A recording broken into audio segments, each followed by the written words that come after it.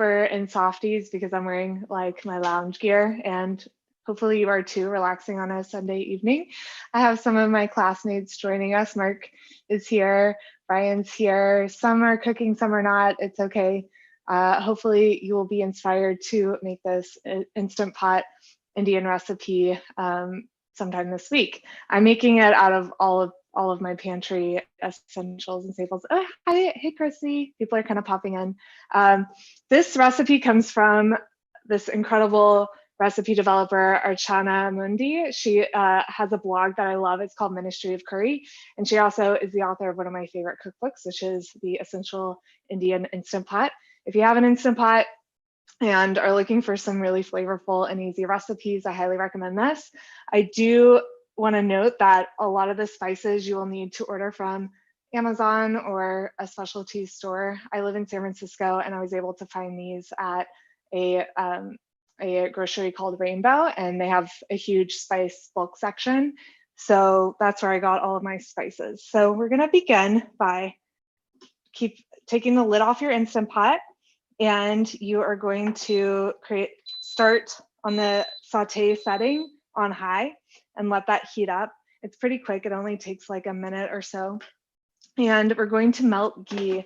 For those that are not familiar, ghee is clarified butter. So you boil butter on a stovetop, and butter consists of the fat, protein, and water. So as it boils, the steam evaporates and the fat and the milk solids separate, and you strain that out, and you're left with a high heat oil, which is excellent for all cooking applications. I love making scrambled eggs using ghee. The butter won't burn.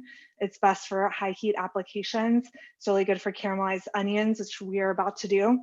It's wonderful when you are sauteing fish or baking chicken. This is like one of my absolute favorite fats to work with. So if you haven't tried ghee, I highly recommend it. It tastes kind of like buttered, well, it tastes kind of like popcorn. It's got kind of a roasted flavor. So once that melts down, we're going to add in, this is about 2 tablespoons of ghee. And as I was measuring this out, I realized like this is such a forgivable recipe. You could certainly add more or less. If you don't have onion, you can use dried onion. In fact, I've done this recipe before using dried onion, dried garlic, dried ginger, and it works out just fine. This recipe calls for chicken, but I'm trying to avoid going to the grocery. So tonight I'm going to use chickpeas. So it can be easily converted into a vegetarian recipe. Even when it comes to the tomatoes, I find that like I've used cherry tomatoes, I've used diced canned tomatoes. It really doesn't matter. This recipe just like lets you play around a lot. So my butter is melted. I think you can kind of, or ghee rather, is melted. So I'm adding this. It calls for 1 large onion, but I had like a super massive onion. So this is half an onion. And I just kind of diced it pretty finely. Again, this recipe, like I said, super forgivable. If you are a lazy chopper and you just want to chop it like in a large dice, that's cool. Or if you want to use a food processor and mince it, it works that way too. So we're gonna just kind of let this caramelize for a few minutes. It's saying 4 to 5 minutes until it's translucent. I tend to like getting some color on my onions, but the recipe doesn't say that. I just find that if you caramelize the exterior of things, it creates more flavor. It's called the Maillard reaction. So the starches in the food, when they hit high heat, they caramelize. The sugars in those starches caramelize, and that just adds a depth of flavor that is super savory and delicious. So I don't know if you can see this. This Instant Pot is super fast in creating a saute, but we're gonna just let that sizzle a little bit longer. I don't know, can y'all hear that? Can you hear the sizzle? Yeah, I find that sizzling, there's something really comforting about that noise, like A+ sound effect. I see you smiling, Mark. Where's your feedback? He's been quiet. Oh, it looks great. I wanted to ask, do you ever throw your Instapot pot on the stove to get the higher heat if you're searing or even sauteing? You can actually sear meats inside the Instant Pot. I learned in culinary school, and maybe you've learned this too, that you don't want a tall pot when you are trying to achieve a sear, because there's something about the steam, more steam is kind of entrapped in here. It can't escape as quickly, so it does create more of a oh gosh, what do they call it? A kind of wet saute, for lack of a better. There's like sweat. You're not sweating. You don't want to, like, this kind of creates a sweat environment where the moisture from the vegetable or the meat is kind of steaming rather than creating that color. But Instant Pot, however they designed it, enables you to sear meats. And I would highly recommend, if you haven't done like a chuck roast in Instant Pot, it's pretty phenomenal and insane. I was like, oh, this is not going to work. This can't work. But for whatever reason, the steam makes it so that the fat renders out of that piece of meat. So everything is super fall off, just kind of like falls apart, is like super flaky. It's like done in record time. It's like in an hour or like hour and a half. And if you're interested in that recipe, I can share that. I can follow up with you. Sure. Yeah. All right, so I'm feeling pretty good about this. It didn't quite get the color I wanted. But again, I think I played around with it too much. And sometimes you find yourself, if you're at the pot, you like really want to, feel like you're doing something and move things around. I know I do. I'm feeling that as I'm talking to you, but really to achieve color, you kind of like have to let things sit and not touch them, which seems counterintuitive, but that's how you achieve that Maillard reaction. So next, I'm going to add some garlic. I've minced some garlic and some fresh ginger. And I don't know if this is true, but I've heard that in order to get the most antiviral benefits from fresh garlic, you need to let it sit for at least 10 minutes after you chop it. I don't know if that's accurate. That was just one of my friends recently told me that. So fact check for me, but I've found myself doing that recently because why not? I'd like to get all the antiviral benefits of garlic right now. So that's pretty good to go. And I'm gonna add the water. This is called deglazing. The fond that brown stuff that sticks to the bottom of the pan. Usually we're like, oh, that's so annoying to clean out at the end of the day. And that is actually where all of your flavor is. You really don't ever want to leave the fond in the pan. You want to add some kind of liquid, whether that's wine or water, really any kind of liquid. And you use a wooden spoon is kind of my preferred. And you'll see, you kind of want to like scrape it off the pan. Can y'all see that color? Y'all see that color back there? Yeah, that's flavor. That's concentrated flavor.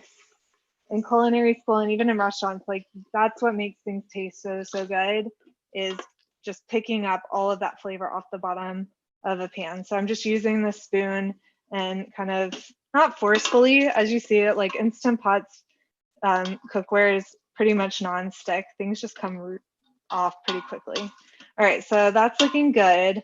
I'm gonna add, I have tomato puree here, but like I said, whatever you have in your pantry, use it in this recipe. And you can even add more. I sometimes don't measure.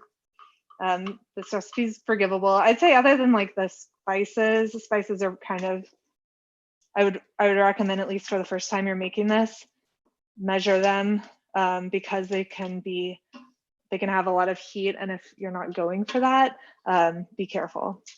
All right, so that's looking good. I'm gonna add our chickpeas and spices. So I actually cooked these in the Instant Pot before this recipe. You can use canned beans of any sort or chickpeas. These I cooked from a dried state, and it takes 35 to 40 minutes on high in the Instant Pot. I always go for a little bit longer because I've found that, I don't want the beans to be crunchy at all. That's kind of one of the beauties of Instant Pot. If I were to do this on a stovetop, you'd have to soak the beans overnight for 8 hours and then cook them on the stovetop for like at least an hour, maybe even an hour and a half. So Instant Pot is a great time saver in regards for for dried beans. All right, so now on to our spices. This is where you might need to, you can make substitutions. This is Kashmiri red chili powder. So how much do we have here? We have 2 teaspoons here, but if you don't have this, this is again a specialty Indian spice. If you don't have this, I think you can substitute with paprika because it's a mild red chili powder. So I'm adding that in. And usually in Indian food, maybe Brian can attest to this, you kind of want to, you usually want to saute those spices to let them bloom. But I found in this recipe, they can kind of burn or stick to the bottom of the pan, and that's not awesome. I'm actually going to cancel this off because we don't really want to cook the liquid down too much. Yeah. If you were using chicken instead of the chickpeas, would you take the onions out and sear the chicken first, or just throw the chicken in and let it cook on its own? No, you would just add the chicken. It doesn't need the sear. It's so good. The chicken comes out really tender. Oh, it's so good. Make it as the recipe calls because it's only going to require 5 minutes of pressure cooking, and you don't really want to mess that up by beginning the cook of the chicken ahead of time. I think if you were to sear it, it would already cook the chicken, I think. But I do have a recipe if you're interested for, it's like an orange chicken, like a paleo orange chicken. I think it calls for searing the chicken a little bit. I can send that your way. Okay, so then I have garam masala, which is kind of like, it's almost like chai tea, but in a savory or blend because it's got cumin. And then I've also got some turmeric here. So I'm adding that in, and again, stirring it up.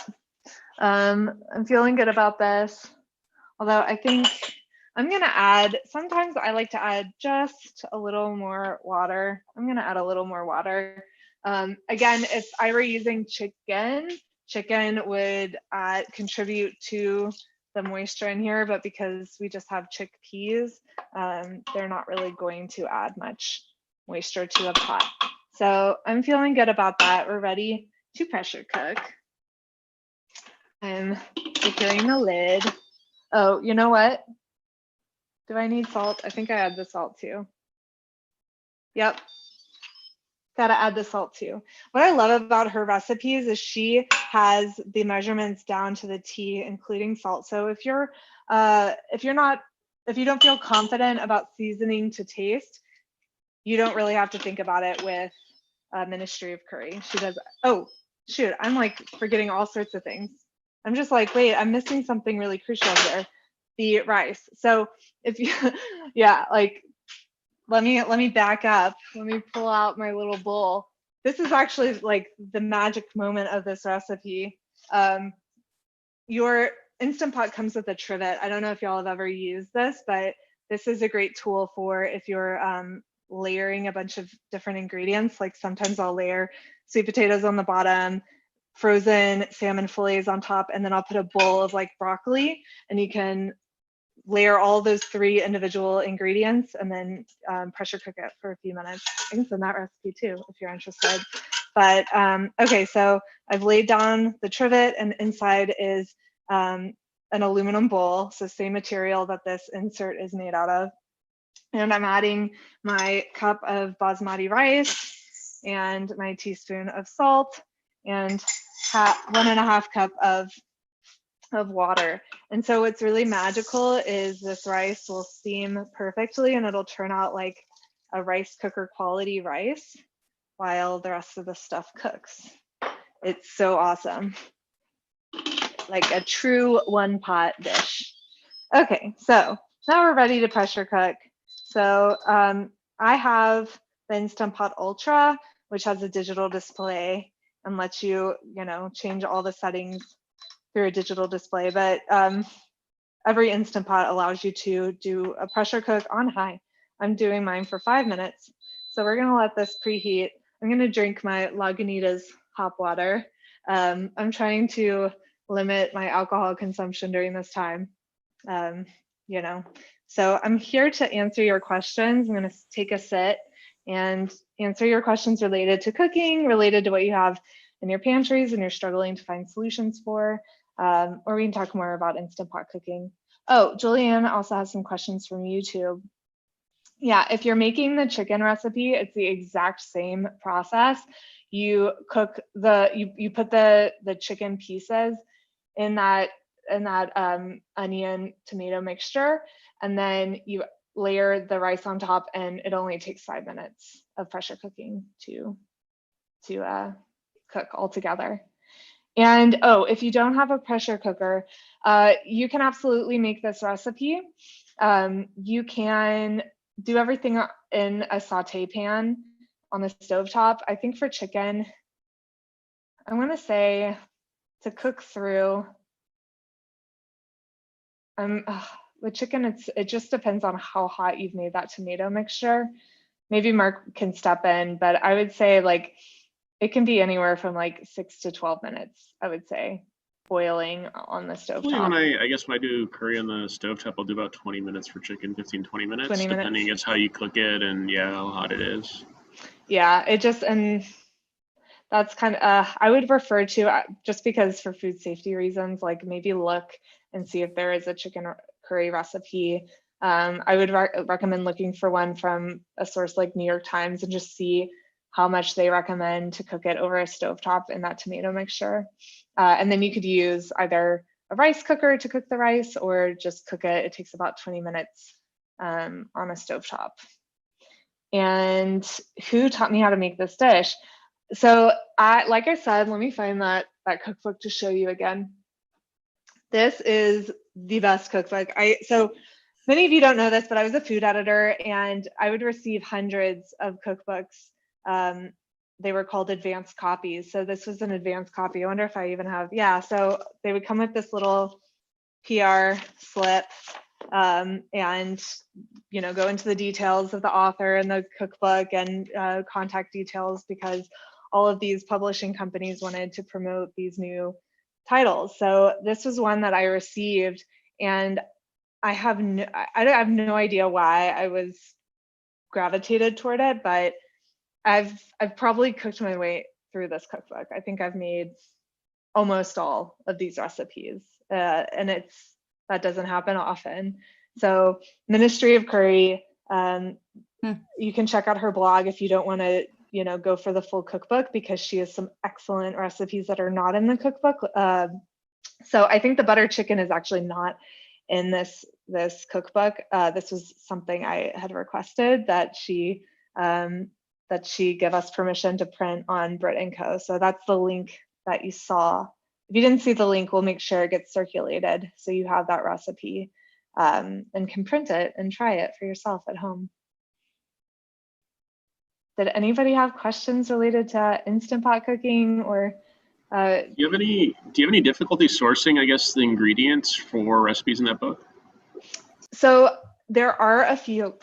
Like I mentioned, it does call for things like the Kashmiri powder and fenugreek leaves, which you'll see later. And these are the ingredients that really make it taste authentic, like you were at a restaurant. I found them at a grocery store that's, driving distance from my house. You can probably find these on Amazon. I imagine they're easy to source there. But again, if you are near any sort of in LA, I imagine there's lots of Indian and Middle Eastern little sort of bodega type shops that have a bulk spice section, and you can absolutely find them there.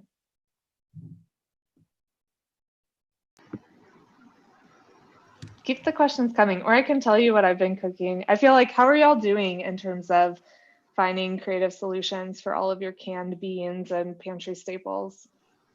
And Brian, you haven't spoken very much. Let me know. We've been stocking up on fresh produce whenever we can. So we have our canned and whatever it might be in the fridge or in the cupboard, just sitting around for in case we can't get food delivered. So we're cooking a lot with fresh ingredients. So we're actually cooking way more than we would normally, just because we're have to go through what we have. But it's been great. We're trying all sorts of new things, and I think I'm spending a lot more time cooking every day now instead of like meal prepping that we were doing before. So less time, less available time, but I guess there's more time overall available. Definitely, yeah. Chrissy's mom has been making her some epic baked goods. Everything. She's been doing it all. Yeah. She's been making stews. She's been making, the only thing I made in probably 5 weeks was like a taco burrito thing. Like that's the only thing I've done. But yeah, they've been killing it over here. Yeah, her mom makes some like crumbles, bread. She makes Rice Krispie treats with like chocolate yeah. drizzle. All the things. I'm just gonna check on this real quick. Let's see. It's preheating. One thing, yeah. So you have to make sure, I don't know if y'all can even see this, but if you press down, that's how you vent an Instant Pot. So you always have to make sure that it's what do they call it? Unvented. Got to turn it to stop the Sealing. vent. Sealing. Thank you, Mark. The official terminology for Instant Pot. Do you have an Instant Pot, Mark? I do. I don't use it that much. Sometimes I'll pull it out and do something interesting in it, but I use my sous vide more than the Instant Pot because I think things kind of come out similarly textured, I guess, in the Instant Pot. I mean, it's better than slow cooking. I mean, like doing like anything pulled is great, or stews, things like that. But yeah, I don't know. I don't find it as versatile, and I don't know. I think I enjoy more of the actions of going through and cooking and putting things together rather than just throwing it in there and kind of crossing my fingers on what comes out. Yes, it does require trust, which I do think is why it's helpful to have a recipe. Yeah, I like to improvise. So. Yeah. Well, and you can, Instant Pot, even there, it comes with a little handbook that tells you how many minutes and on what setting to cook certain ingredients. And that's a good place too. If you're wanting to improvise, you're like, okay, I want to do, like I said, like layer ingredients. How can you do that? And they all cook nicely and don't taste weird. I mean, it's great for parties if you need to make a lot of something like pulled pork or chicken or, things like that. It's really easy and a lot faster than just doing it any other way. Yeah. But yeah, to speed it up too, what I was saying earlier is I'll just pull out the insert, throw it on the stove so you can get even more heat. If you're trying to sear ahead of time, or even once you throw the liquid in there to bring it up to temperature, you can bring it up to a boil faster than you can in that. So for things that you have like a lot of liquid and it's almost full, if you throw it on the stove and you can actually apply more heat and then you just pop it in there to pressurize it, it'll be quick. That's actually a really great hack, Mark. Where did you learn that? The internet or my coworker, I don't remember. You know what's so funny is I actually did that for a crock pot, and I had I don't know if I had an off-brand crock pot or something, but I cracked the crock pot. Yeah, those are ceramic. They don't like high heat. Yeah. Yep. So I think I used to have a crock Instant Pot, and I think for some reason I thought that you needed to have water between where the pot, before the pot you put the pot in, and then I just dismissed it as I don't know what I'm doing. So then I got rid of it when I was decluttering, so I should probably purchase one whenever I come back to the city and learn how to cook. Well, only if you like making stews and you make, like, I love making oatmeal. I love hard-boiled eggs and Instant Pot. It's great for beans. So if your diet consists of a lot of those types of foods, then it might be beneficial. But if that's not really how you eat, if you're more like protein, vegetable, or I just need something quick and easy because it's just me, right? So I'm going to get bored of the same thing for a week, but it's hard to cook for one, but you want to do it quickly. Yeah. And maybe we should do dinner for one. That could be so sad. Yeah. I think, dinner for one or two, because usually I cook for two, but then save leftovers for the next day. You get less depressing. Like to do that HelloFresh stuff and just for one, but it'll be two over 2 days. Jules said she'd watch. Yeah, I think we should do a special for how to find solutions for one. I do a lot of sheet pan dinners. What pan dinners? Sheet pan. So this just one and done. Yeah, or one pot dinners, and that's a whole thing. That's like a whole movement. So you can definitely get or sauteing vegetables. Like I think next week I want to do a stir fry. I used to know a recipe for like a 1-pot paella, Mhm. but I've since forgot it. But it was an ex. Yeah, recipe. yeah, the struggle is real though to cook for Oh my one. gosh, they don't talk about it enough. Yeah, it was funny. I was talking to a guy, one of my friends who works at Pinterest, and he's lived his whole adult life working for Google or Pinterest and never cooked at all.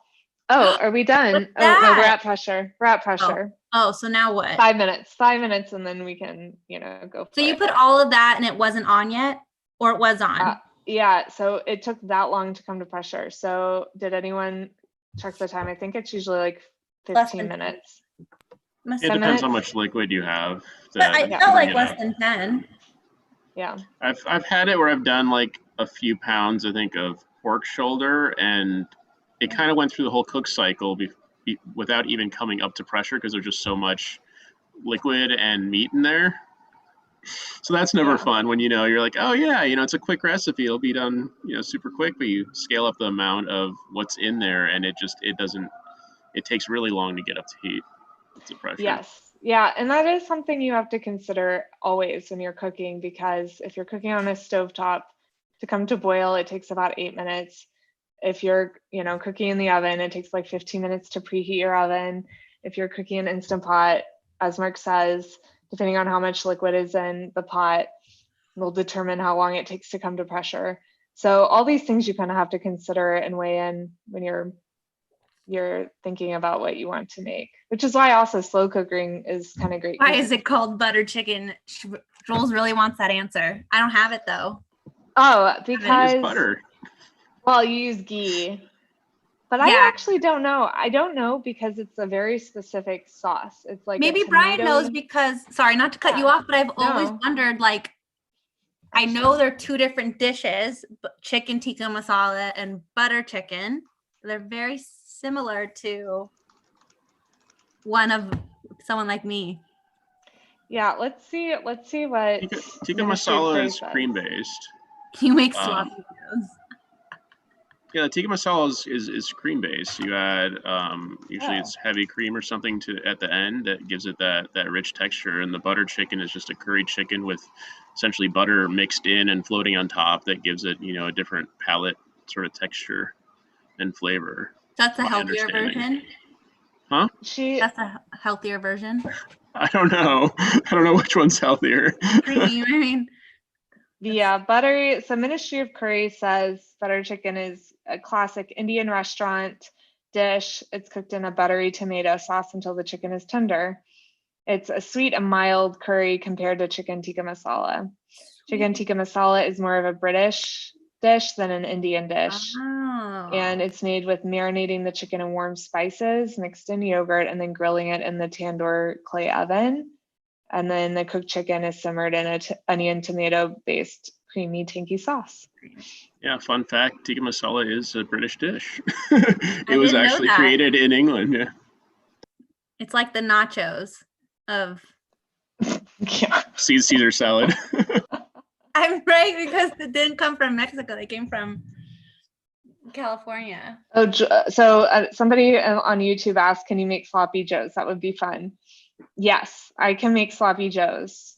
I'm trying to think. I guess there needs to be a vote. I kind of want to make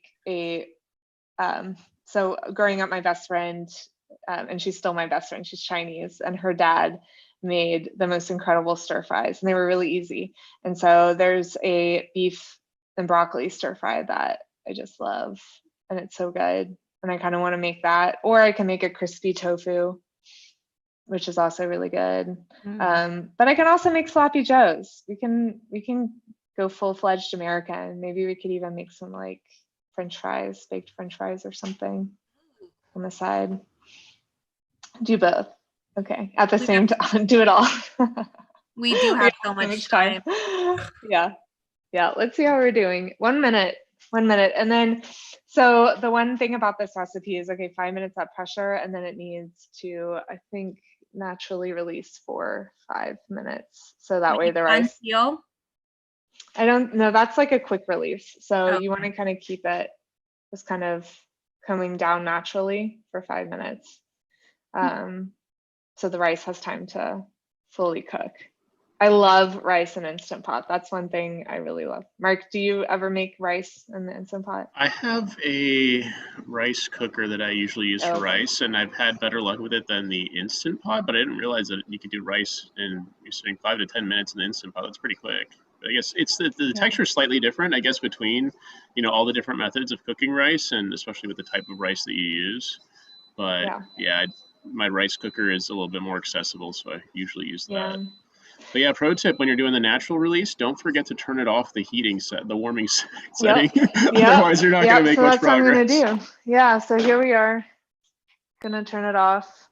So many times I've forgotten to do that. Yeah, there's so many, people have all had so many Instant Pot fails. I've burned one thing. And what was I even doing? I think it was, again, related to water. Like if you're doing steamed oatmeal or rice, you need to make sure there's some water on the bottom. So Chrissy, that refers to what you were like, oh, I don't get this thing. It's like it needs some water on the bottom of the insert. And then you put the trivet and then you add the, separate bowl. You'll have to show me next time. I know we need to schedule our yoga class. I've been doing that. I will get to it soon, but I have to run. Okay, thanks for being here. No, this sounds good. Good luck. Bye. Yeah, we'll take a picture after. Brian's been quiet.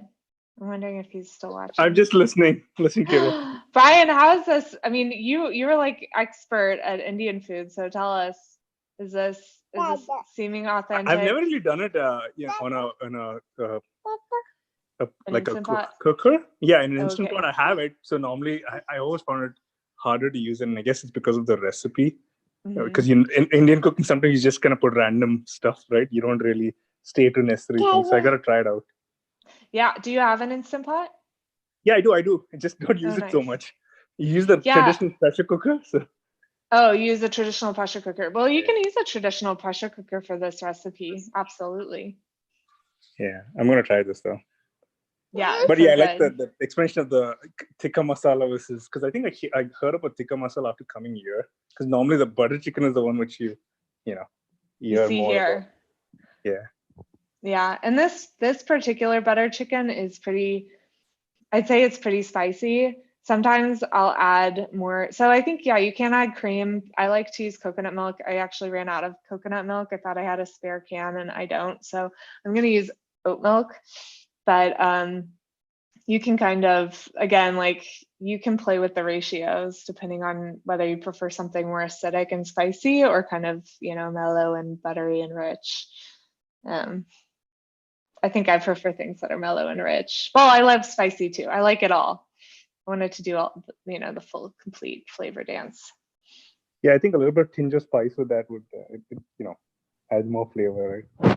Like chicken tikka masala sometimes can be really, really sweet, and that can be pretty. Oh, sweet, really? Yeah, well, at least at some places, I don't know. Maybe it's because depending on the audience coming into the restaurants, they tend to tame on the spice a little bit with tikka masala. Yeah, this one is not sweet. It does call for a little bit of sugar, but it's really only to slightly offset the acidity of the tomatoes. Yep. But I use coconut sugar because, I don't know. I try to, not eat as much sugar as possible personally. Why not, right? Well, honestly, I don't know if y'all experience this, but I tried Whole30. I only made it to 17 days. Oh, hi, Brian. But one thing I learned is that sugar gives me migraines, which really sucks. I do eat it, but there's consequence. Hey, Anna, I wanted to ask you sort of your opinion on when you need to saute, garlic or ginger. You throw it in the pan first, with some oil to saute it. Are you of the school of thought of throw it in when the pan's hot, or heat the pan up with the garlic or the ginger in there? Well, how we were trained, and obviously, like maybe there's hacks out there. Maybe you've read a Serious Eats article or something that tells you otherwise. And honestly, like I love Kenji. He's, awesome. So if he says heat it all up at the same time, like I'd be like, yes, you know. Probably that's my usual source of information, but Kenji's kind of gone. He's running his own restaurant now, so he only has some guest articles on occasion. He's actually been publishing in, I want to say, New York Times, some other places I've seen his articles pop up. But yeah, he's running is it the whatever food hall, the sausage place in San Francisco now. Yeah, he's awesome. Well, so what we were told and how we were trained was always heat a skillet on medium high heat. That opens kind of the pores of the metal, and then add the butter or the fat, and that kind of the fat kind of goes into the holes of the similar like cast iron, it polymerizes on the surface to keep it from sticking as much. So it creates a non-stick, and then you add that garlic and ginger for I think what 30 I saw was like seconds the heat shock on the garlic. I don't know, it changes the flavor or whatever it might be, but interesting. I haven't. Well, it's worth trying both, right? Like I'm of the camp, try both and then report back and see. Yeah, I tried both, but I haven't noticed any difference really.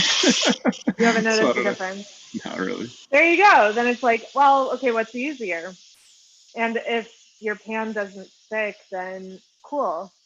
Like you learned something, you saved yourself some time. That's when you deglaze it later. Yeah, totally. Yeah, exactly. Yeah, when you're using the water to deglaze, I was saying I usually use wine. Oh, definitely. Yeah. I don't know that I've experimented too much using wine with Indian food. Maybe Brian can speak to it. It won't make it worse. Say it again? It won't make it worse. Yeah, I'm curious what the flavor what it would do. So maybe it's really delicious and we're just like all missing out, Could be. This smells so good. Y'all can't smell this, but it smells so good. I wish you could have this. I made this earlier this week, so I have a cooking show, similar format for Google employees, and it's really fun. It's middle of the day, a little bit different energy, but we've made sandwiches. I've gone through all the classic sandwiches. I've made a lasagna, which I'm happy to share or do for this class. And then I made this recipe actually for them earlier this week. And it only lasted me.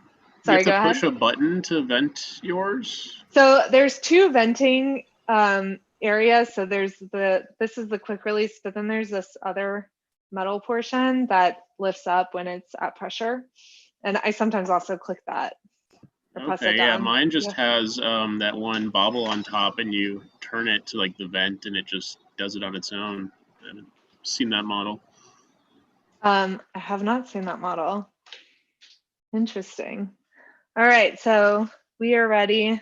One thing I realized I've gone my whole life without silicone gloves, little like mitts, and that's kind of a mistake. And actually I'm gonna get a little plate to put this on so I don't make a mess. I've unplugged this Instant Pot, by the way. So I've got the rice and I'm gonna just move it in the trivet. Please don't do that at home. Use mitts if you can. And then I'm gonna stir up that curry. And if you notice there's some, again, if you notice that there's any bits that have kind of caked on the bottom, I don't know if y'all can see that. Can y'all see that? Can y'all see what's going on? No. I've noticed sometimes you'll have like a hot spot on your Instant Pot and there will be things caked on the bottom. And again, you do that same technique where you just kind of run your wooden spoon on the bottom. Make sure you're picking up anything. Where are we at on time? 38. Okay, so we managed to do this in 38 minutes and we only have a few remaining steps to do. So this is almost done. We're gonna add 1 or 2 tablespoons, 2 tablespoons of tomato paste. One lovely hack, and this applies for anything kind of tomato related, is tomato paste will act kind of as a thickener. So if you have a stew and it's really, well, you're wanting it to be a stew consistency, but it's a soup, you can add tomato paste instead of a starch in order to thicken it. And I mentioned we have 2 teaspoons here of coconut sugar. You can add regular sugar here too, but I like to try and use other sweeteners if I can. Brian might be able to speak to this. I know in Indian food, there's a specific unrefined sugar that's often used. I think it's called jaggery. It's kind of like sugar in the raw. I imagine that would taste really good in this too. And then finally, I have some fenugreek leaves, and this is really what gives it such a nice flavor. Fenugreek, it adds kind of a sweet scent. I wouldn't say it adds sweetness, but that is really what makes it all come together. And sometimes if I'm making a chicken version of this, I will add chickpeas to it, or I will add frozen peas. That's not traditional, but I will do that. So I'm gonna plate it up for y'all. Anna, do you know why the tomato paste goes in at the end instead of at the beginning? You know, I think it's so that it can, again, thicken it up. So you can see the texture, it's a lot thicker than it was. When I opened the pot, it was a little bit liquidy. I'm not sure if once it's cooked, it would have the same effect. I haven't experimented with that. Oh, I do know why, actually. Okay, I do know why. Because if it's not liquidy, it will burn on the bottom as it pressure cooks. It needs to have a good watery consistency so that things don't stick to the bottom. Okay, so let me grab a spoon and my rice. I'm gonna plate my rice. Can y'all see? Y'all can see. And this rice is just like perfectly cooked. It's not, the granules are kind of separated, which is great. And it's just, I think it's the closest you can get to a rice cooker without owning a rice cooker. And then I'm gonna add my curry on top. And there you have it. We managed to do this in 40 minutes. I'm gonna go eat this. This is my real dinner. Looks good. This is not staged. This is happening. Oh, you know what? Shoot, I'm forgetting one last ingredient. The coconut, well, it is coconut. This is real life, y'all. You can add a little bit of cream or coconut cream, or I'm using almond milk. And again, that will just help with cut the acidity. And you can either cook, well, you don't want to cook it down. This is perfect. So my leftovers will have a creamier consistency. Oh well, you know, this is life. This is in real life. You know, you flavor things as you like them. Anyway, thank you for your time, everybody. I guess there is, oh yeah, I'll take a pic, Jules. You need to take a taste and do that reaction. Oh yeah, the taste. Yeah. You can't experience it. Yeah, you can't experience it. So, okay. Yeah, good call. You always definitely need to try your food. Okay, here's my spoonful.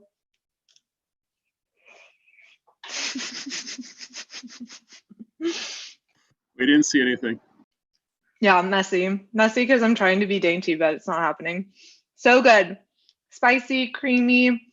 What I love about Ministry of Curry is it's always so perfectly seasoned. You usually don't need more salt. The rice is salty. So excellent. I can't wait to eat it. I'm sorry y'all can't join me. I miss my fellow students, but I'm really happy I get this opportunity to see you. So let me know what you want me to cook. If you want me to cook sloppy joes next week, I will. If you want me to make cooking for one, like a sheet pan dinner, I can do that.